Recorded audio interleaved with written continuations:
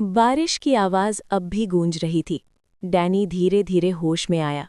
उसका सिर भारी था और चारों तरफ अंधेरा। उसने उठने की कोशिश की, लेकिन उसके हाथ किसी कुर्सी से बंधे हुए थे। डैनी ने गुस्से में कहा, कौन है? सामने आओ। कुछ सेकंड तक खामोशी रही, फिर अंधेरे में एक हल्की सी हंसी गूंजी। तुम अभी भी नहीं बदले, डैनी। ये आवाज़ डैनी के दिल को अंदर तक हिला गई। डैनी ने धीरे से कहा, एलेक्स। तभी सामने एक हल्की रोशनी जली और उस रोशनी में एक आदमी खड़ा था।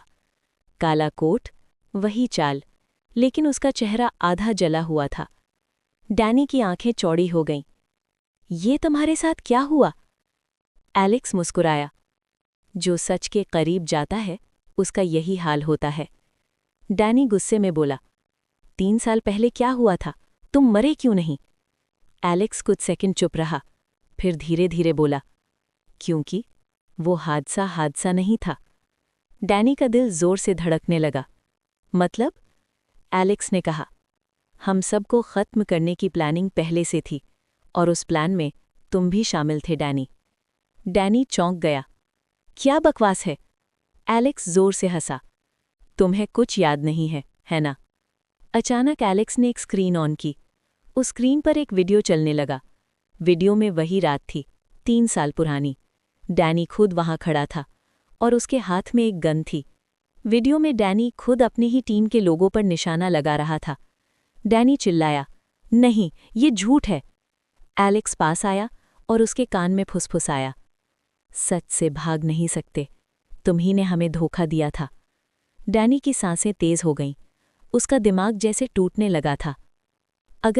अगर ये सच है तो मुझे कुछ याद क्यों नहीं? एलेक्स ने ठंडे अंदाज में कहा, क्योंकि तुम्हारी यादें मिटा दी गई थीं। तभी अचानक फैक्ट्री के बाहर से सायरन की आवाज़ आई। एलेक्स मुस्कुराया। लगता है समय खत्म हो गया। उसने एक बटन दबाया। अचानक कुर्सी के बंधन खुल गए। डैनी जमीन पर गिर गया। जब उसने ऊपर देखा तो एलेक्स गायब हो चुका था। सिर्फ एक लाइन गूंज रही थी, अब खेल सच में शुरू हुआ है। डैनी ने धीरे धीरे उठकर स्क्रीन की तरफ देखा और खुद से कहा, अगर मैं ही विलन हूं तो फिर असली सच क्या है?